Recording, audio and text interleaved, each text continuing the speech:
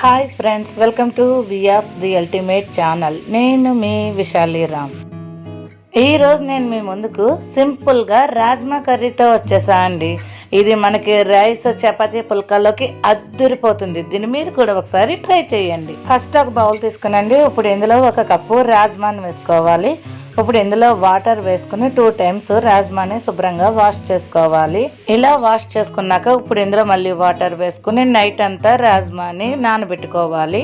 Next డేకి రాజ్మా బాగా నానిపోయిందండి, చూస్తున్నారు కదా. ఇప్పుడు ఒక కుక్కర్ తీసుకుని అందులో నానబెట్టుకున్న రాజ్మాని వేసుకోవాలి. 2 కప్పులు వాటర్ వేసుకోవాలి. ఇప్పుడు కుక్కర్కి మూత పెట్టుకుని స్టవ్ వెలిగించి స్టవ్ మీద పెట్టి 4 విజిల్స్ వేయించుకోవాలి.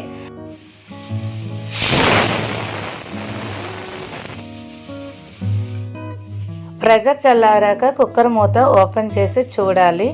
రాజ్మా బాగా మెత్తగా ఉడికిందండి. ఇప్పుడు స్టవ్ వెలిగించుకుని నేను ఒక మట్టి పాత్ర పెట్టుకున్నానండి. ఇప్పుడు ఇందులో ఆయిల్ వేసుకోవాలి. ఆయిల్ బాగా కాగిందండి.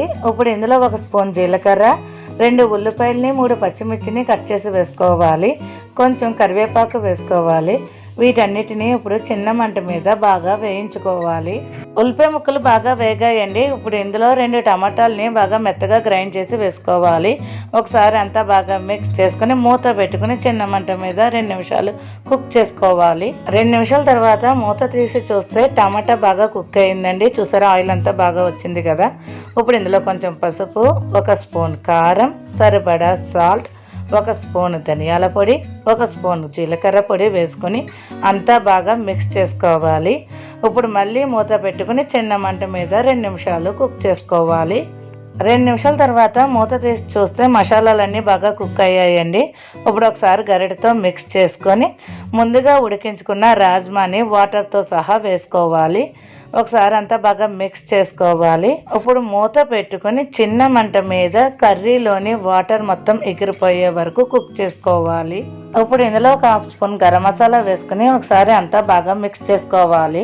గరం మసాలా వేసుకున్నాక 2 నిమిషాలు కుక్ చేసుకుంటే సరిపోతుందండి. ఇప్పుడు స్టవ్ ఆఫ్ చేసుకుని సర్వింగ్ బౌల్లోకి తీసుకోవాలి. ఓకే ఫ్రెండ్స్, సింపుల్గా రాజ్మా కర్రీ రెడీ అయిపోయిందండి. ఇది రైస్, చపాతీ, పుల్కాలోకి అద్దరిపోతుంది. దీన్ని మీరు కూడా ఒకసారి ట్రై చేయండి. ఈ వీడియో కనుక మీకు నచ్చినట్టయితే లైక్ చేయండి, షేర్ చేయండి, మన ఛానల్ని సబ్స్క్రైబ్ చేసుకోండి. Thank you friends.